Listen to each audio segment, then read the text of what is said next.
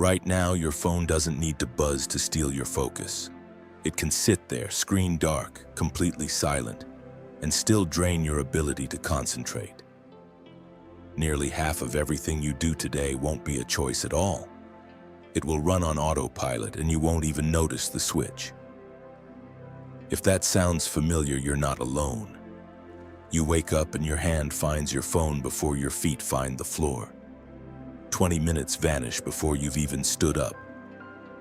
Later, you sit down to finally work, and 3 minutes in, your hand moves toward your phone again. You don't remember deciding to pick it up. The cursor blinks. The document stays empty.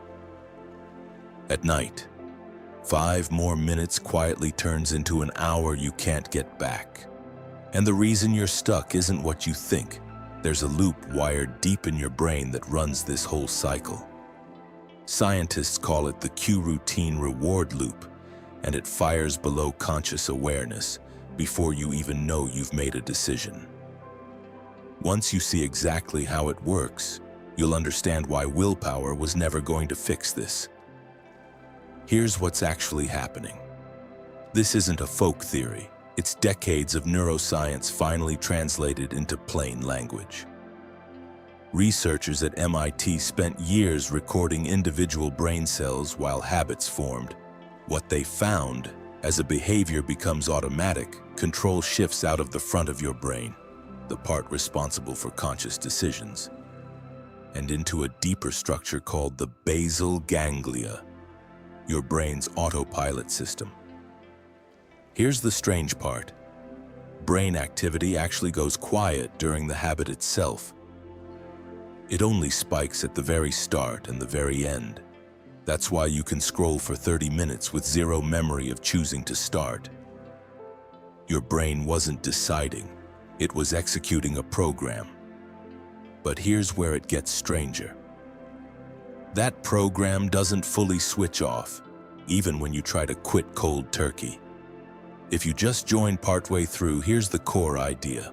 Almost half of what feels like you deciding to check your phone is actually a stored automatic sequence running on its own. That number isn't a guess. Duke University researchers tracked people's real behavior throughout ordinary days and found that roughly 40 to 45% of it was performed in the exact same location, triggered by the exact same cue every single time. Not chosen, just triggered. Picture your desk, your chair, the moment you open your laptop. Those aren't neutral surroundings, they're switches, and your brain has learned exactly which ones to flip. That study found something unexpected, though, and it's the answer to the question this whole video started with. Remember that cue routine reward loop mentioned earlier? Here's what it actually does. A cue appears. Boredom, a notification, a blank page. Your brain runs the routine. Pick up the phone. And a reward follows. Relief, distraction, a small hit of stimulation. That reward is what wires the loop tighter every single time, which brings up the part almost nobody talks about.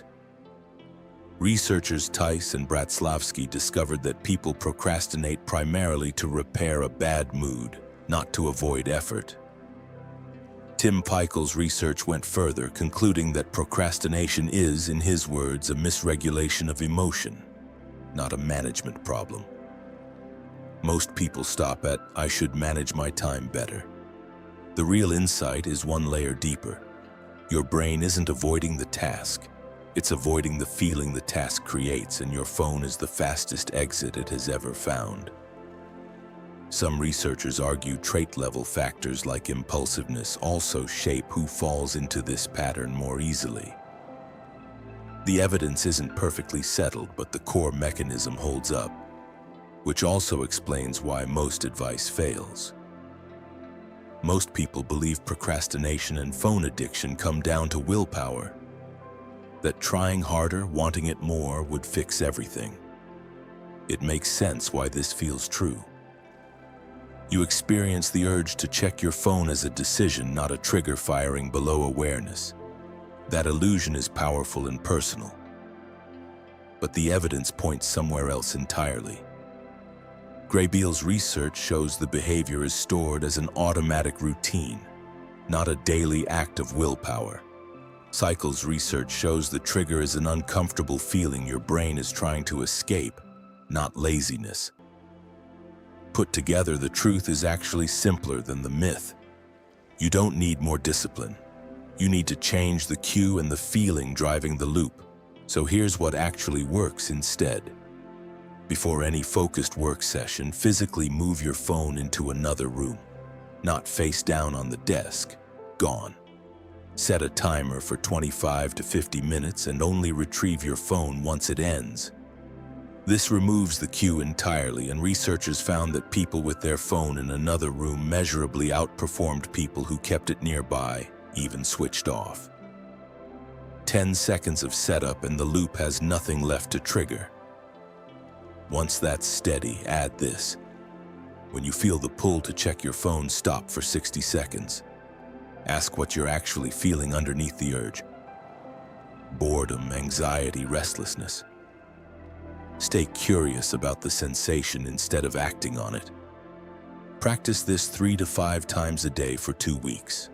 This works with your brain's reward system instead of against it, and any phone timer works. You already own one. For lasting change, spend 3 days tracking your top phone checking cues. Then write one plan for each in this format. If this cue happens, then I do this instead. Read your plans aloud twice a day and practice the new response every time the old cue shows up, even if you slip. This is the same technique shown across 94 studies to meaningfully improve follow-through, and any notes app or piece of paper is all you need. Let's make this incredibly easy.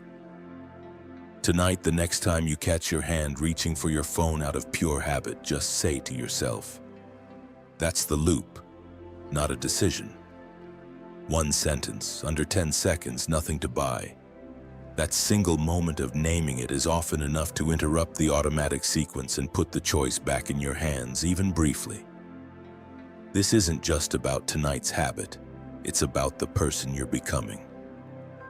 Within a week, you'll likely notice something small but real.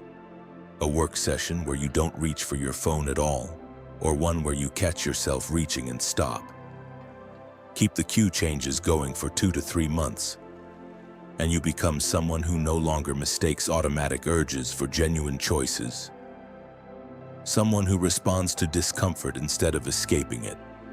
That's not a personality change, it's a rewired loop. What's the one cue, boredom, anxiety, or a notification, that gets you every single time? If you want more breakdowns like this, subscribing helps the channel find people who need it.